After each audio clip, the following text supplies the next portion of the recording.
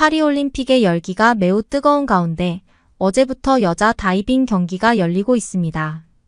이번에 중국의 국가대표 자격으로 참가한 천이원 선수가 한국에 대해 매우 감사하다며 사연을 보내오셨네요. 여러분들은 인생을 살아가면서 전혀 뜻하지 않은 인연이나 나와는 아무런 관련이 없던 생각지도 못한 사람으로 인해 인생 자체가 완전히 뒤바뀌어버린 놀라운 경험을 한 적이 있으신가요? 이러한 매우 소중한 인연들은 어느 날 급작스럽게 등장하는 경우가 많아 이따금씩 우리는 많은 시간이 지나고 나서야 이제는 전혀 볼 수 없고 어디 있는지도 모를 과거의 인연을 떠올리며 매우 감사한 마음이 드는 소중한 경험을 하기도 합니다. 오늘 소개해드릴 사연은 자신이 매우 싫어하던 한국인 새엄마를 따라 한국으로 갈 수밖에 없었던 다이빙 선수의 꿈을 가진 중국인 딸의 감동적인 경험담입니다. 그녀는 어릴 때부터 다이빙 선수의 꿈을 가져왔으나 자신이 그토록이나 싫어하던 한국인 새엄마로 인해 한국에 오게 된 후에는 자신의 인생 자체가 놀라울 정도로 변했다고 하는데요. 다이빙 선수의 꿈을 가진 그녀가 한국인 새엄마를 따라 한국에서 겪게 된 경험은 무엇이었을지 지금부터 함께 사연 들어보겠습니다. 감동의 모든 것 애청자 여러분, 영상 시작 전 좋아요와 불우이웃을 위해 끝까지 시청 부탁드립니다. 안녕하세요. 저는 중국의 가난한 도시 중 하나라고 알려진 충칭이라는 도시에서 태어나 어릴 때부터 다이빙 선수라는 꿈을 가지고 살아온 27세 천이원이라고 합니다. 저에게는 아주 특이한 가족 이력이 있는데요. 그것은 바로 제가 이혼 가정의 딸이라는 것과 동시에 저에게 새롭게 생긴 인연, 그리고 현재 제가 제일 사랑하는 새엄마가 바로 한국인이라는 점입니다. 몇 년 전 한국인 새엄마와 저는 머나먼 땅 충칭이라는 위험하고 가난한 도시를 떠나 바로 이곳 한국의 부산에 오게 되었는데요. 지금의 부산에 도달하기까지 정말 많은 일들이 있었고 인생 자체가 위험해질 뻔한 순간도 있었지만 그때마다 제가 제일 미워하고 싫어했던 저희 한국인 새엄마가 계속해서 자기를 밀어내는 저를 보고도 헌신적인 사랑을 준 것이 지금의 저를 많이 바꾸게 된 것 같습니다. 그래서 지금은 저와 직접적인 혈연관계는 아니지만 새엄마가 마치 저의 진짜 엄마처럼 느껴지고 있고 그녀가 희생해준 헌신적인 사랑이 이따금씩 떠올라 밤에 가끔 누워있는 새 엄마를 보며 눈물을 흘리기도 하는데요. 저는 어렸을 때 충칭이라는 도시에서 태어났는데 태어나고의 기억이 있는 순간부터 저희 친엄마는 그 어디에도 보이지 않는 속된 말로 눈을 뜨자마자 아빠밖에 없는 이혼 가정이었어요. 어려서 아무것도 모르고 나와 비슷한 환경을 가진 동네 친구들과 함께 자랐을 때에는 이러한 사실에 전혀 개의치 않았는데 점점 시간이 지나 인간관계라는 것에 눈을 뜨고 가족이라는 것의 의미를 알게 될수록 저희 가정 환경이 많이 원망되었던 것은 사실입니다. 그리고 더욱 제가 힘들었던 것은 제가 바로 어렸을 때부터 다이빙을 너무 좋아하는 것은 물론 물을 너무나 좋아해서 자연스럽게 꿈이 운동선수인 다이빙 선수로 목표를 가지고 있었다는 것이에요. 많은 사람들이 운동선수로서 꿈을 가지고 살아가는 것에 돈이 많이 드는 것이라고 생각하지만 어째서인지 다이빙 선수의 꿈을 밝혔을 때는 왜인지 모르게 그 정도면은 별로 들어가는 비용 없이 저의 노력만 있다면 꿈을 이룰 수 있겠다는 말을 많이 듣고는 했습니다. 하지만 중국의 도시 중 제일 가난한 도시로 손꼽히기도 하고 치안에 있어서도 매우 위험한 도시로 알려진 충칭이라는 도시에서 태어난 저에게는 근처 다른 도시에 있는 자그마한 다이빙장에 입장 비용을 내는 것만 해도 손이 덜덜 떨리고 아빠에게 매우 미안할 정도였는데요.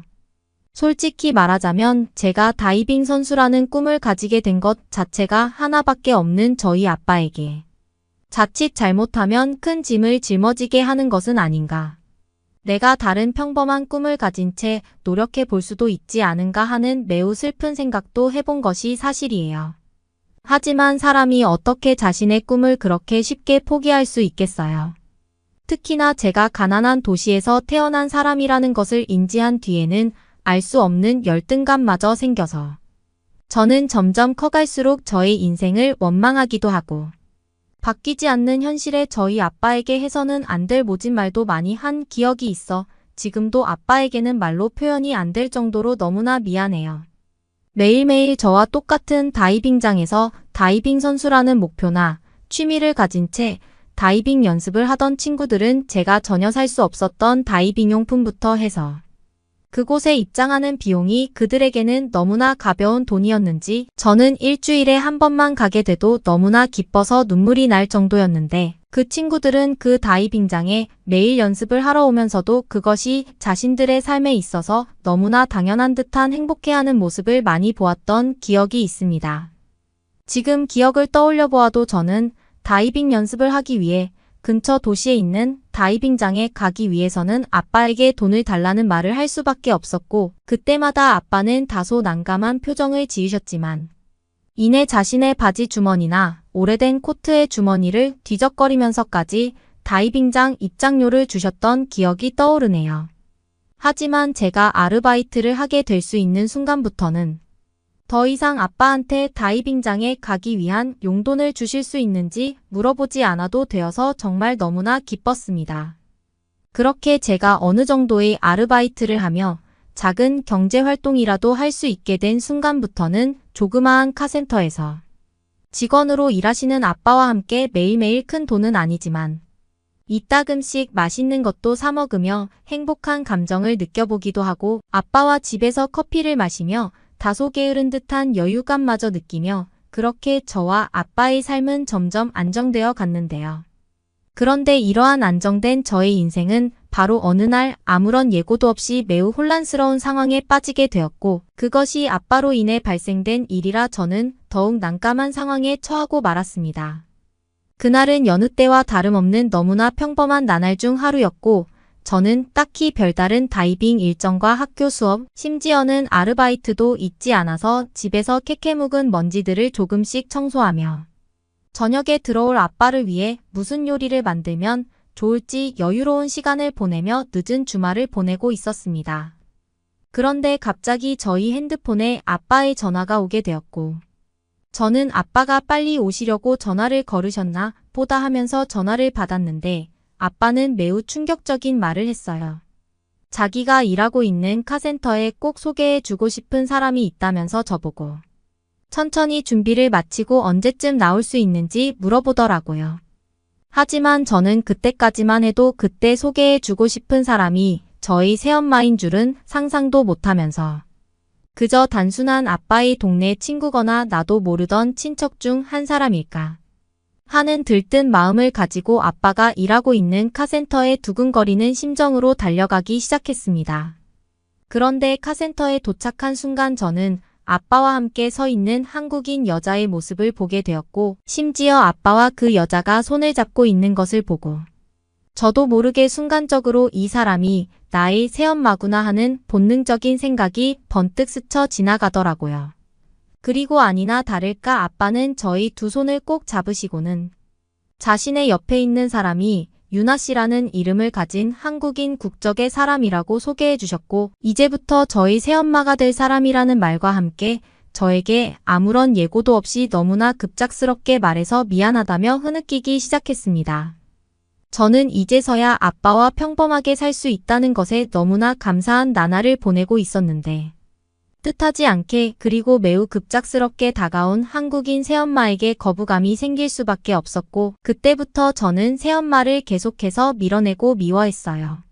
새엄마는 한국에서 태어난 한국 사람이었는데 출장 때문에 충칭 근처의 도시를 왔다가 매우 우연치 않게도 회사에서 받았다는 렌터카가 고장나서 수리를 하는 와중에 저희 아빠가 일하고 있던 카센터에서 아빠를 만났다고 말해주었습니다. 지금에서야 서로 완전히 다른 나라의 사람들이 이러한 사소하고도 소중한 인연으로 이어지게 된 것에 너무나 감사하고 있지만 그때 저는 왜인지 몰라도 이러한 모든 말들이 거짓말이라고 생각했고 한국인 새엄마가 아빠의 약점을 잡고 있는 것이 아닐까 생각한 적도 있네요. 그렇게 새엄마는 한 달에 한 번씩 저희가 살고 있는 곳으로 비행기를 타고 왔고 약 3개월 정도가 흘렀을 때에는 저희 집에서 오랜 시간을 같이 지내다가 다시 한국으로 돌아가는 다소 고단하고도 힘든 비행 생활을 반복했습니다. 하지만 역시나 저는 이런 새엄마의 피곤함을 전혀 알지 못한 채 자꾸만 저에게 다가오는 한국인 새엄마를 밀어냈고, 그럴 때마다 새엄마는 안 보이는 곳에서 눈물을 흘리시기도 하며 제가 다이빙에 관심이 있다는 것을 알고는 저한테 각종 다이빙 용품들을 선물로 주면서 저와 친해지려는 노력들을 많이 하셨어요. 그렇게 시간이 지날수록 저는 점점 새엄마에게 물들어가기 시작했고, 한국에서 태어나고 자란 새엄마는 제가 본 그 어떤 사람들보다 시간을 효율적으로 사용하고 저희 인생에 있어서 많은 도움을 주셨습니다. 다이빙 선수라는 꿈을 이루기 위해서 제가 어떤 공부를 해야 되고 어떤 자격증을 따야 되는지, 그리고 같은 돈을 지불하지만 제가 다니고 있는 다이빙장보다 더욱 시설이 좋고 훌륭한 다이빙 선생님이 있는 곳으로 다이빙장을 바꿔주시는 등 그렇게 한국 국적을 가진 새엄마는 저에게 많은 애를 쓰셨죠. 처음에는 그렇게나 싫었던 사람인데 저희 아빠한테도 너무나 소중한 사랑을 계속해서 주시고 저한테까지 계속해서 헌신적인 애정을 주시는 걸 보면서 저는 어느 날부터인가 마음을 굳게 먹고는 나도 새엄마가 지금껏 나한테 그래왔던 것처럼 감동적인 사랑을 계속해서 줄 수 있게 노력해야지라며 제 마음 깊은 곳에서는 새엄마를 완전히 엄마로 받아들이고 소중한 사람이라고 생각하기 시작했습니다. 그렇게 저와 아빠 그리고 더 이상 새엄마가 아닌 저희 소중한 엄마는 각자의 위치에서 열심히 노력하며 각자 다른 나라에서 살아온 시간들을 하나하나 맞춰가기 시작했고 서로가 태어나고 자란 언어들을 공부하면서 행복한 시간을 보내고 있었어요. 하지만 저의 인생에 있어서 영원한 행복은 어떤 것이었을까요? 어느 날부터인가 저의 제일 소중한 가족인 아빠가 몸에 이곳저곳이 아프기 시작했습니다. 수십 년을 카센터에서 일만 해온 아빠는 기관지와 각종 관절 부위들이 많이 아프시기 시작했고 점점 시간이 지날수록 병원의 치료와 새엄마와 저의 보살핌으로는 전혀 증상이 나아지지 않는 다소 심각한 상황으로까지 가게 되었어요.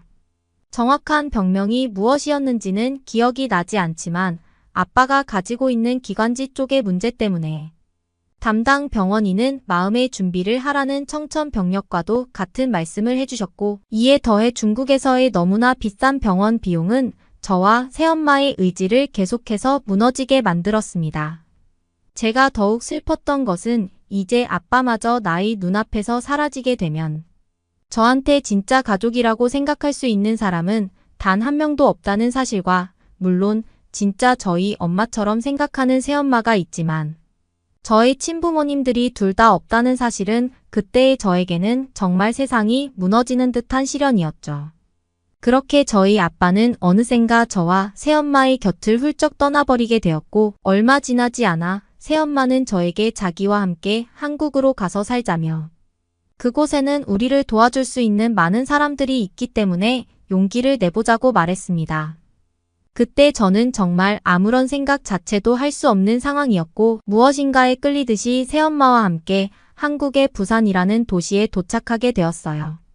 하지만 제가 처음 가본 한국이라는 나라는 제가 살면서 겪어온 타인에 의한 따뜻함이라는 것을 새롭게 깨우쳐준 나라였고 그곳에서 만난 새엄마의 지인들은 저와는 아무런 인연이 없으셨음에도 저를 볼 때마다 힘을 내라면서 이것저것 챙겨주셨고 제가 어느 정도 한국말을 공부해 놓은 상태였기 때문에 새엄마의 아는 사람들과 감정을 나누고 소통하는 것에 전혀 문제가 없었습니다.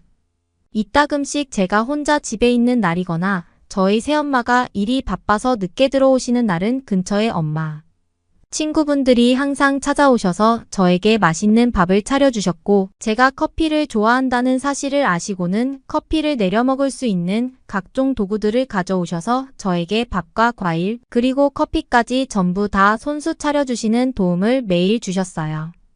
또 제가 다이빙 선수라는 꿈을 가지고 있다는 것을 아시고는 국가대표로서는 꿈을 이루기 많이 힘들겠지만 꿈을 포기하지 말라는 조언을 해주신 분도 저희 새엄마가 아는 지인분들이셨습니다. 그렇게 저는 아무것도 하기 싫었던 절망적인 상황 속에서 저의 의지와는 상관없이 한국에서 만난 소중한 새엄마의 지인분들 그리고 새엄마의 도움으로 인해 외국인 다이빙 강사라는 새로운 꿈을 가진 채 한 발 한 발 세상 밖으로 발을 내딛기 시작했죠. 그래서 그런 것일까요? 어째서인지 지금까지 절망적이라고 생각했던 인생의 고비는 씻은 듯 찾아볼 수 없을 만큼 다이빙 국가대표라는 꿈은 매우 순조롭게 진행되었고 저는 정말 빠른 시간에 다소 규모가 큰 부산의 한 다이빙 경기장에서 다이빙 연습을 하게 되었습니다. 여담이지만 처음 중국과 한국의 다이빙 시설이 너무나 달라서 충격을 받은 기억 또한 있네요. 제가 살던 곳 중국의 낙후된 다이빙 시설과는 비교도 되지 않을 만큼 한국의 모든 다이빙장들은 쾌적한 환경 그리고 정말 철저할 정도의 수질 관리를 하고 있었고 이것 또한 저는 굉장히 마음에 들었습니다.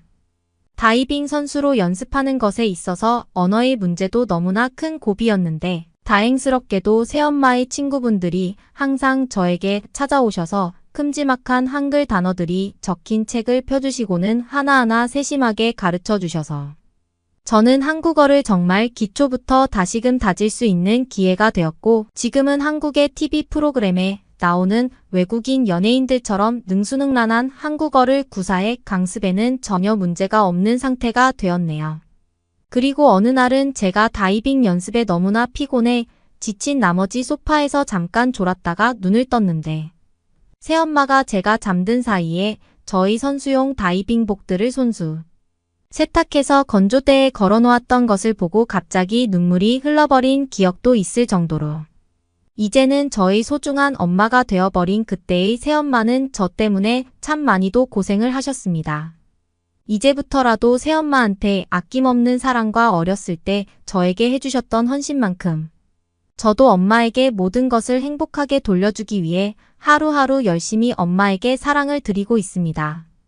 전혀 다른 나라에서 얼굴도 모르는 저를 아무런 거절 없이 소중한 딸로 받아들여준 새 엄마에게 감사하다는 말을 이제부터라도 많이 하고 싶고 생각지도 못했던 한국이라는 나라에서 이렇게나 편하게 살 수 있고 또 많은 사람들의 도움을 받으며 살아갈 수 있었던 것에 너무나 감사한 마음을 가지고 있습니다.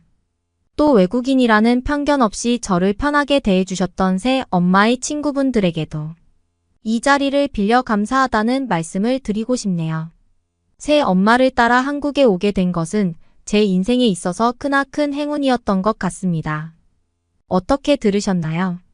예상조차 할 수 없었던 한국인 새엄마와의 인연으로 인해 한국에서 소중하고도 행복한 제2의 인생을 보낼 수 있었던 중국인 여성이 자신의 꿈을 위해 이번 파리 올림픽 다이빙 선수로 참가를 했다고 합니다.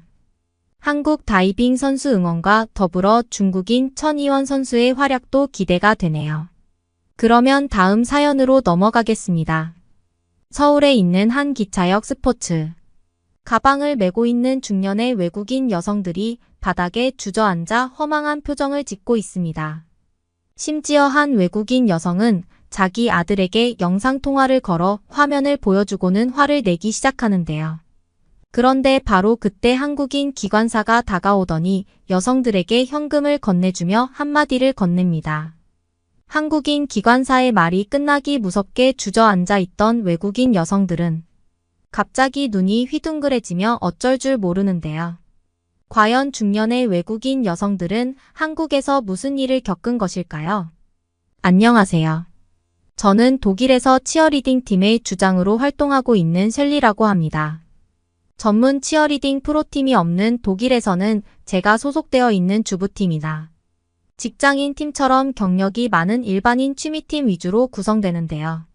그래서 그런지 저희 주부팀은 여러 나라들에서 열리는 국제대회에 참여할 때 경기 결과는 어느 정도 포기하고 그 나라를 관광하는 것에 초점이 맞춰지는 경우가 대부분입니다. 그런데 얼마 전 저희 주부 치어리딩 팀은 처음으로 한국에서 열리는 치어리딩 대회에 참가하게 되었는데요. 저는 지금껏 한국에 대해서는 김치가 유명하다는 것만 알고 있었기에 큰 기대는 없었는데 어째서인지 저희 딸인 아로나는 최근 친구들 사이에서 한국 여행이 최고 대세라며 자신도 같이 가면 안 되겠냐는 황당한 소리를 늘어놓더군요. 한국은 그저 아시아의 나라 중 하나인데 굳이 후진국인 아시아로 이민을 간다는 것이 이해가 되지 않았던 저는 딸과 남편은 놔둔 채 주부팀 주장들과 함께 약 2주 뒤 한국으로 향했습니다. 평소 대회 참가가 아닌 그 나라의 관광을 목적으로 했던 동료 주장들도 한국에 대해서는 전혀 기대감이 없어 보였고, 심지어 몇몇 동료 주부들은 한국이 가난하다고 알고 있는데 좋은 관광이 가능하기는 하냐는 의문을 표하기도 했습니다. 그런데 이러한 저희 주부팀의 선입견은 한국의 인천공항에 도착하자마자 아예 사라지고 말았는데요. 처음 한국에 도착하고 엄청난 충격을 받았던 것은 바로 공항 내부에 있던 마트였습니다. 주부로 대부분 시간을 보내던 저는 공항에 마트가 있다는 사실 자체마저 믿어지지 않았지만, 실제로 인천공항 내부의 마트는 상당히 규모도 크고 물품들도 많아서 독일의 일반적인 대형 마트들보다 훨씬 쇼핑하기가 편했는데요. 다른 주부 동료들도 어떻게 공항에 마트가 있을 수 있냐면서 기업을 했고, 심지어 몇몇 동료들은 그럼 한국인들은 공항에서 장을 볼 수 있는 것이냐며 호들갑들 떨기 시작했습니다. 심지어 눈을 의심할 수밖에 없었던 것은 바로 공항 마트의 입구에 자리 잡고 있던 마트 로봇이었는데요. 살면서 로봇이 생활 편의시설에 있는 것을 살면서 처음 본 저는 너무 놀란 마음에 한국인 직원분을 불러 대체 이게 뭐냐며 질문을 건넸고 돌아온 대답은 상상 이상이었습니다.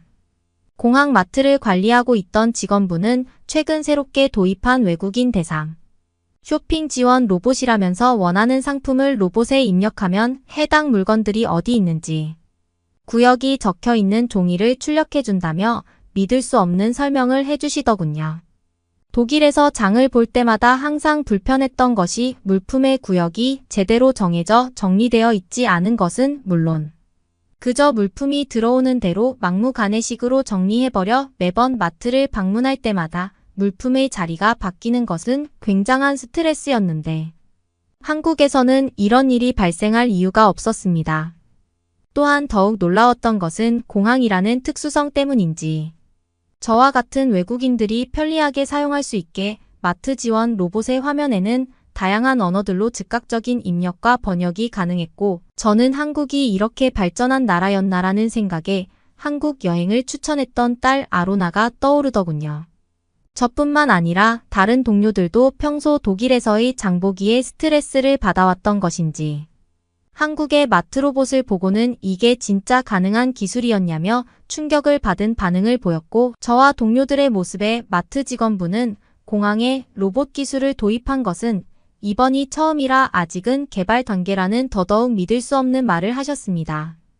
심지어 공항 내부에 있던 마트였지만 그곳은 독일보다 훨씬 규모가 크고 쾌적했고, 제일 좋았던 것은 바로 마트 내부에서 어떠한 노숙자도 만날 수 없었다는 사실인데요.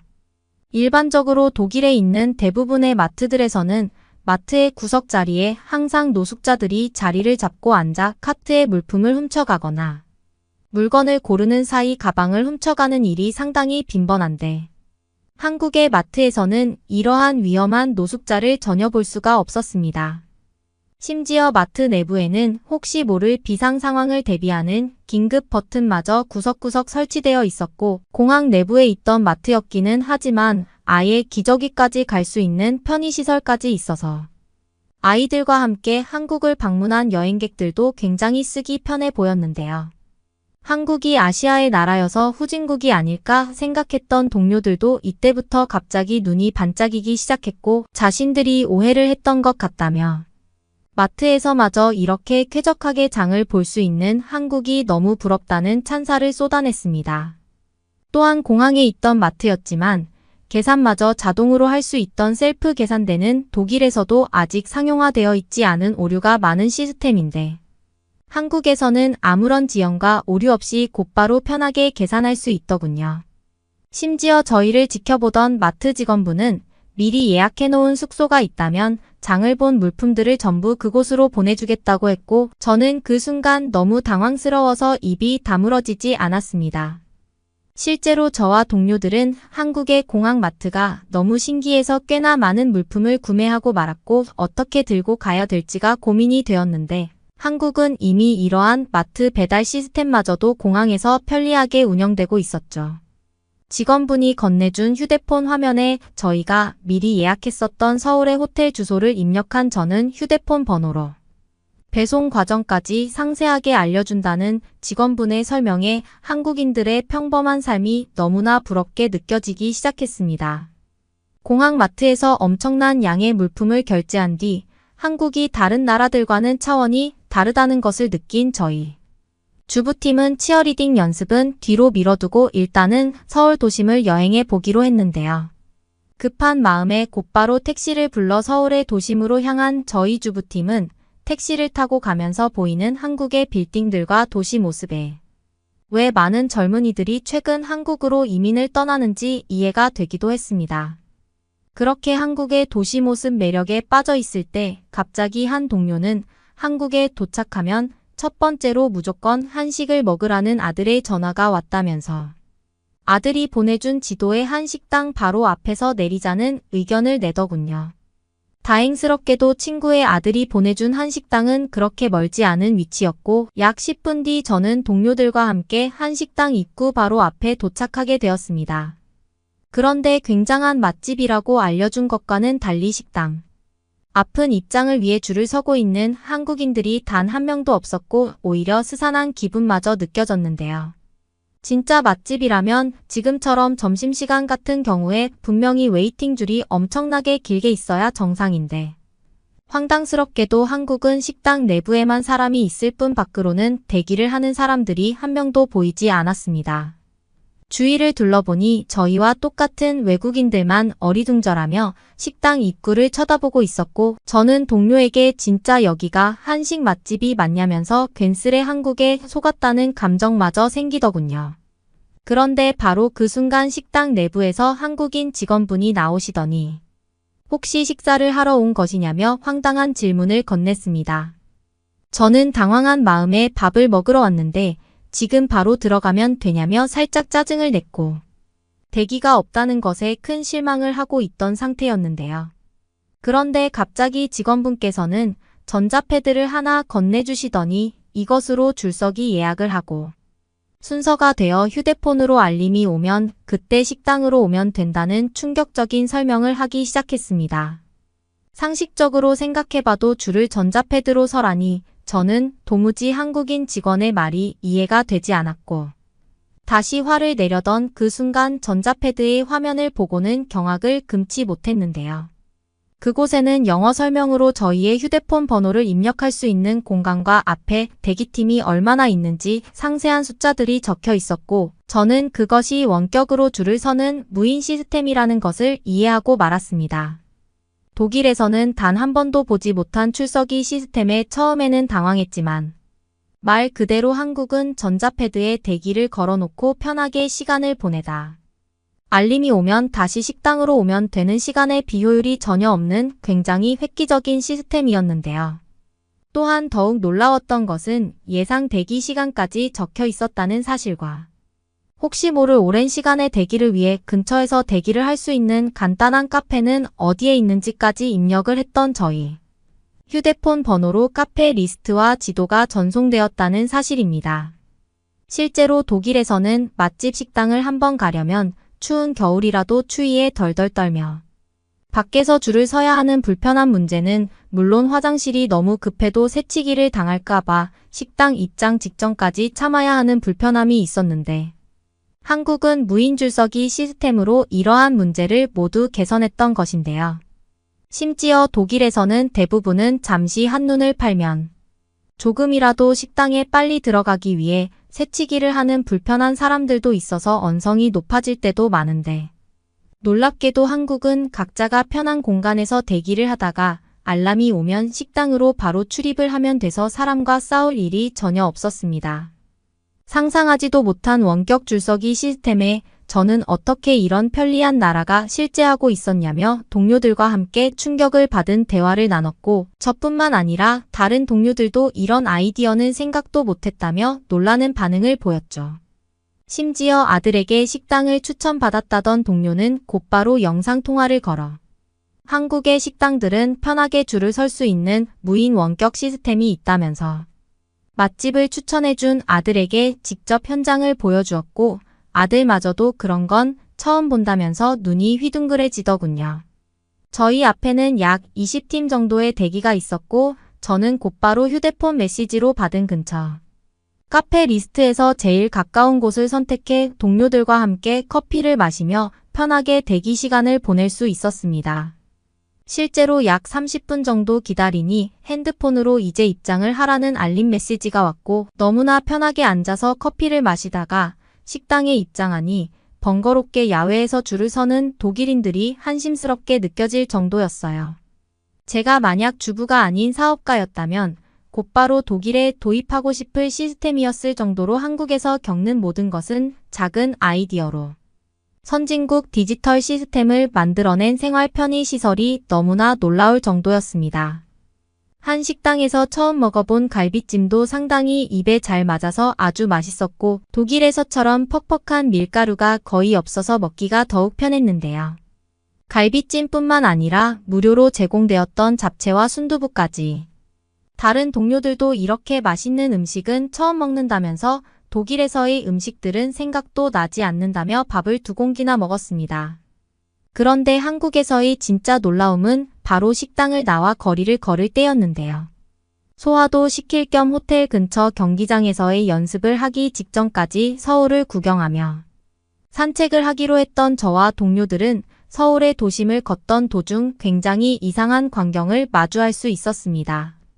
매우 놀랍게도 저희가 자주 사용했던 치어리딩 음악이 길거리 도심 공원 한복판에 흘러나오고 있었고 실제로 이미 수많은 한국인들이 그곳에서 음악을 즐기며 여유를 즐기고 있었는데요. 너무나 이해가 되지 않았던 것은 공원에 있던 공용 경기장은 누구나 무료로 사용할 수 있는 공원의 운동시설이었다는 사실이며 심지어 그 누구도 치어리딩 연습을 방해하거나 치어리딩 음악 장비를 훔쳐가려는 모습을 보이지 않았다는 사실입니다. 또한 독일에서는 비싼 비용을 주고 체육시설에 입장해야만 치어리딩을 연습할 수 있는데 한국은 놀랍게도 치어리딩 연습 경기장뿐만 아니라 치어리딩 음악 장비까지 무료로 대여를 해서 연습이 가능했고 심지어 이러한 시설이 공원 한복판에 있어서 공원 이용객 누구나 이용을 할 수 있는 접근성이 좋은 환경으로 조성되어 있었기 때문입니다. 일반적으로 독일에서는 3만 원 이상의 시설 이용비를 지급해야만 겨우 30분 동안 연습을 할 수 있는데 한국은 이러한 비용 자체가 없었고 독일과 달리 신선한 야외 공기를 마시며 치어리딩을 할 수 있다는 사실은 한국이 너무나 살기 좋은 휴양지의 나라처럼 느껴졌는데요.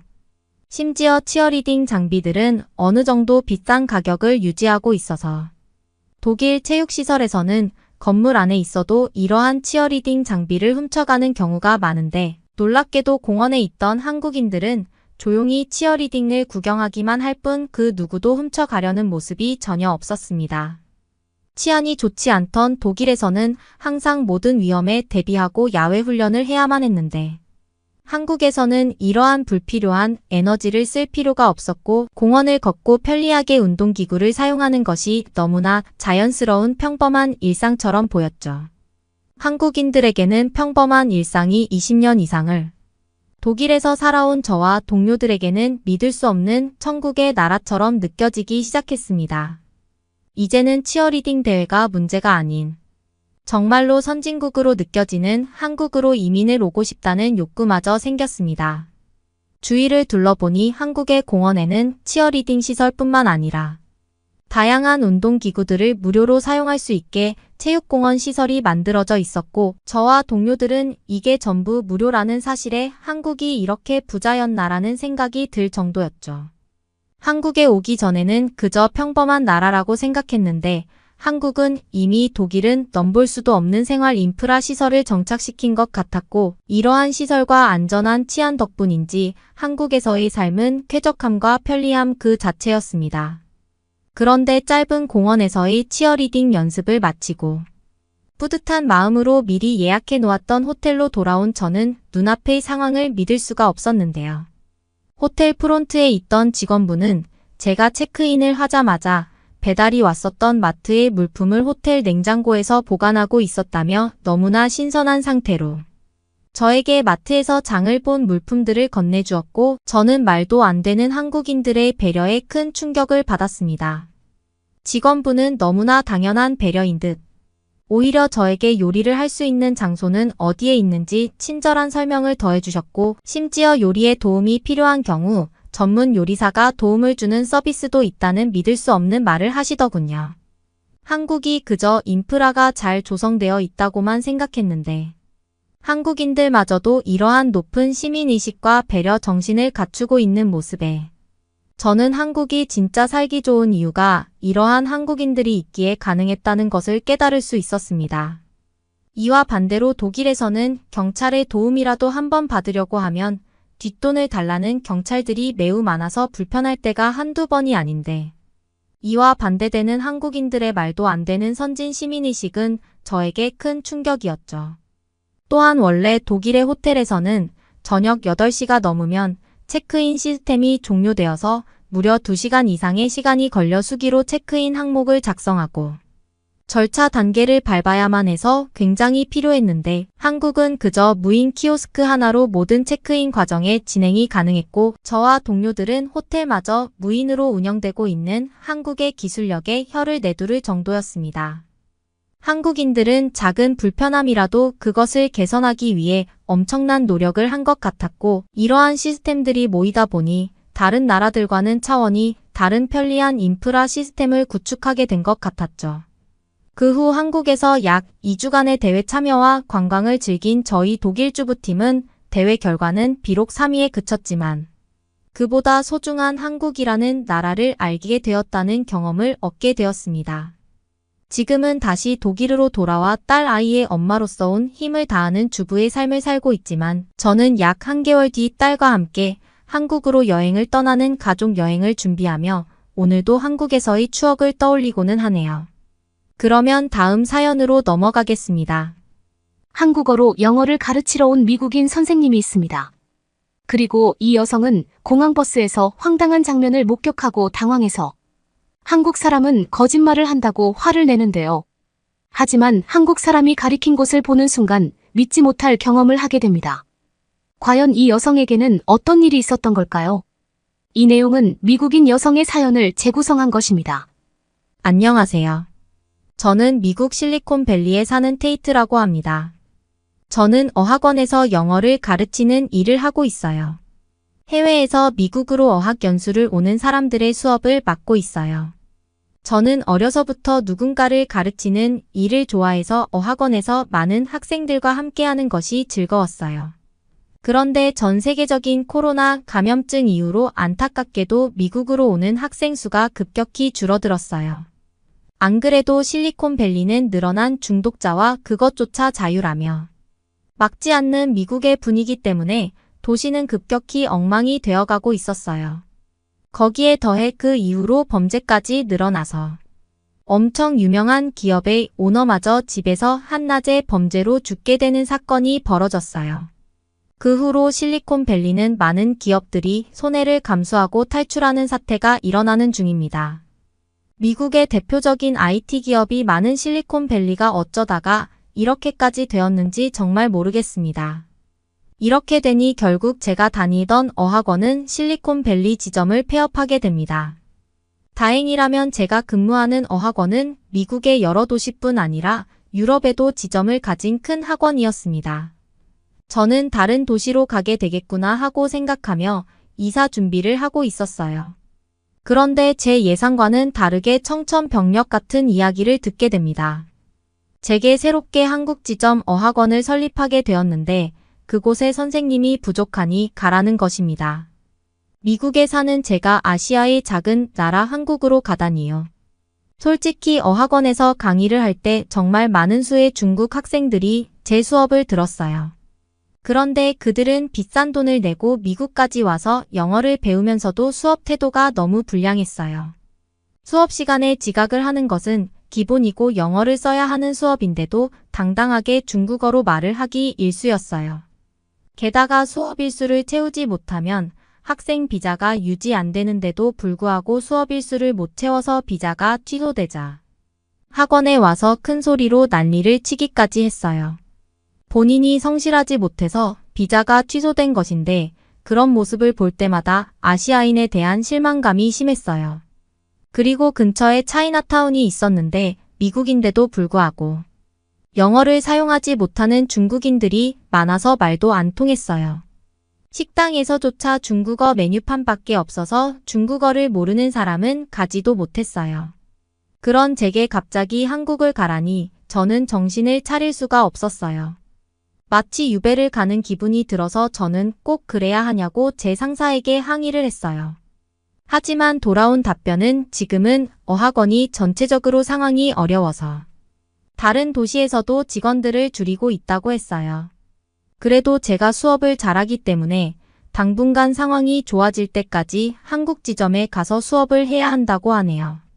미국이 물가도 너무 높아지고 기업들도 인원을 줄이는 상황에서 저는 어쩔 수 없다고 생각을 했어요. 수업할 때 한국 학생을 많이 가르쳐 본 건 아니어서 한국에 대해 잘 알지는 못했어요. 그래도 한국 학생들은 수업 시간이 지나고도 제게 질문을 하러 오기도 하고 숙제도 잘해왔기 때문에 최악은 아닐 거라며 한국으로 가기로 했어요. 그렇게 저는 미국에서 비행기를 타고 10시간을 날아서 한국 인천공항에 도착했어요. 저는 인천공항에 도착해서 공항에 엄청난 규모에 압도당했어요. 실리콘밸리도 큰 도시인데 실리콘밸리의 공항과는 비교가 안 될 정도로 공항이 컸어요. 미국 사람들은 해외는커녕 미국의 다른 도시조차 못 가보는 사람들이 많아서 국제공항이 그렇게 크지 않거든요. 그런데 한국의 공항은 엄청난 사람들로 붐비는 모습을 보고선 제가 상상한 한국과는 다르다는 생각이 들었어요. 입국 심사를 하는 곳도 엄청나게 많아서 제가 타고 온 비행기에서 사람들이 많이 내렸음에도 불구하고 줄은 빠르게 줄어들었어요. 짐을 찾아서 밖으로 나오니 제 이름이 적힌 종이를 들고 있는 한국 여자분이 있었어요. 그 여성의 이름은 김지현이었어요.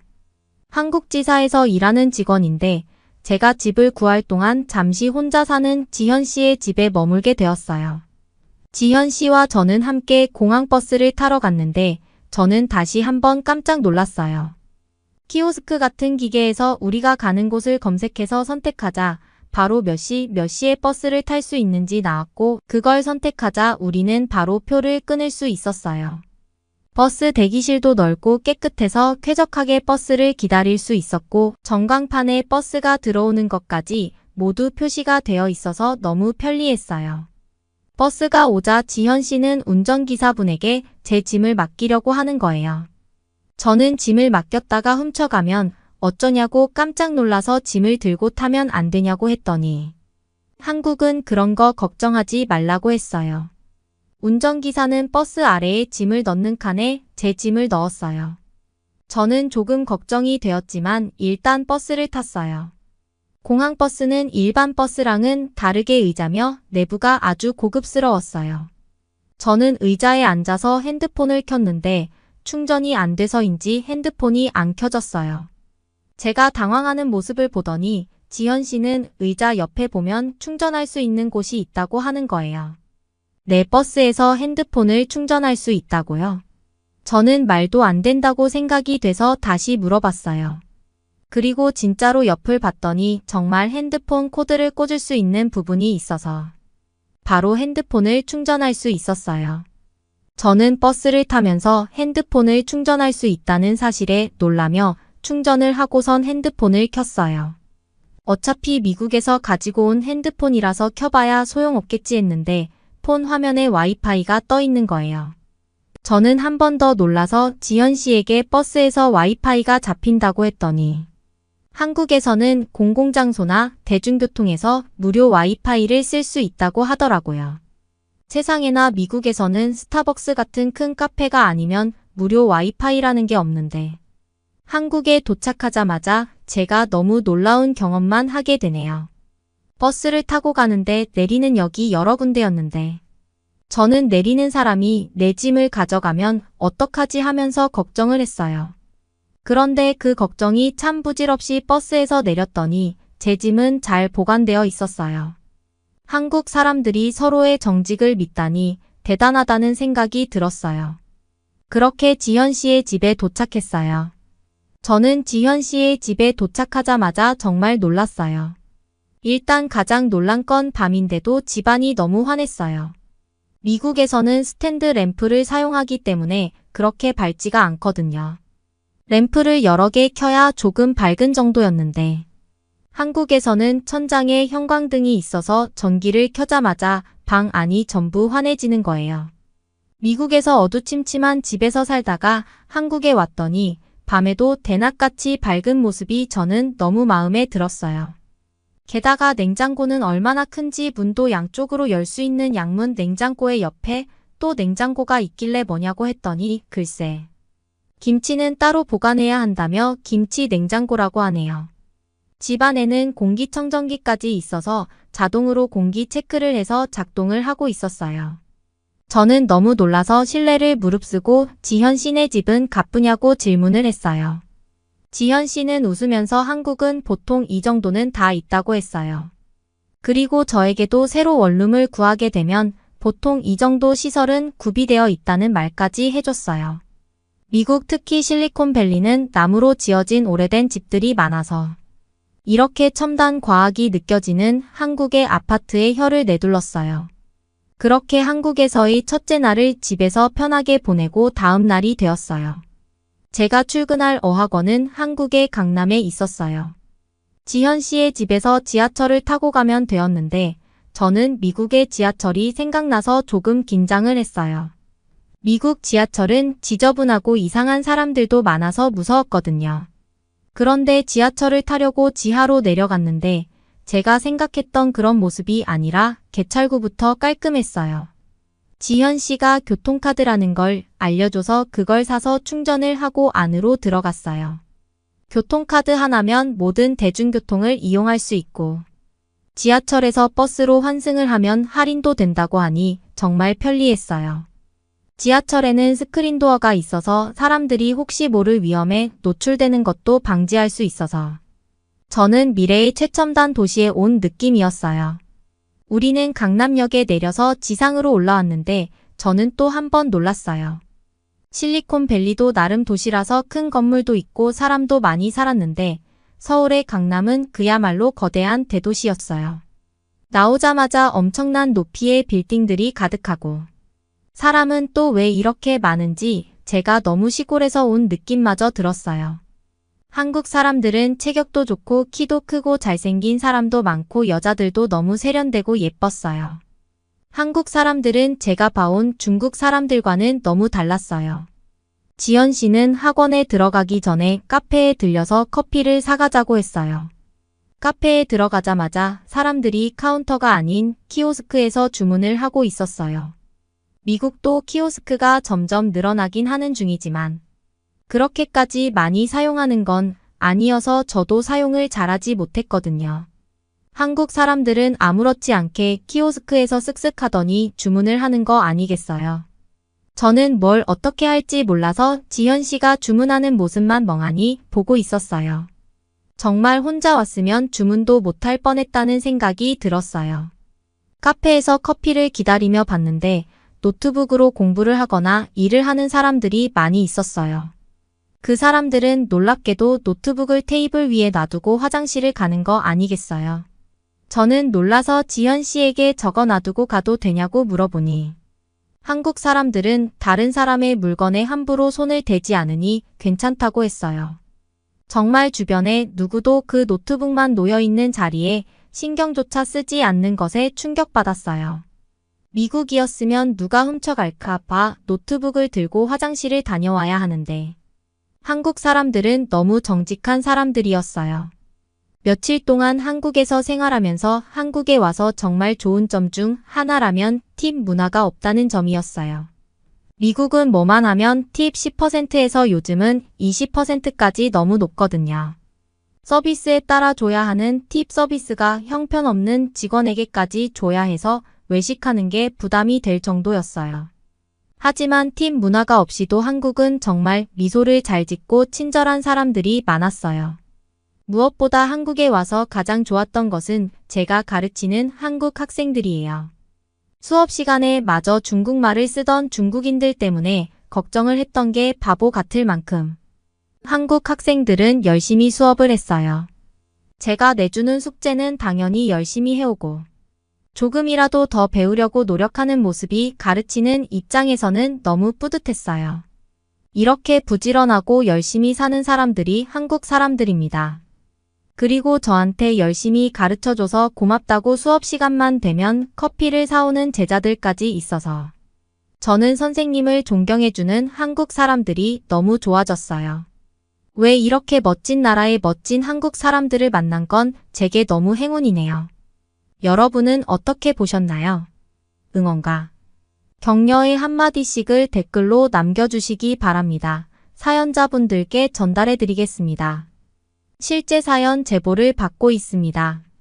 채택되신 분께는 작은 선물도 보내드리고 있습니다. 저희의 사연이 여러분의 하루에 작은 힘이 될 수 있었으면 좋겠습니다. 감동적인 사연을 주변 분들과 이야기 나눠보세요. 더욱더 좋은 영상으로 다시 찾아뵙겠습니다.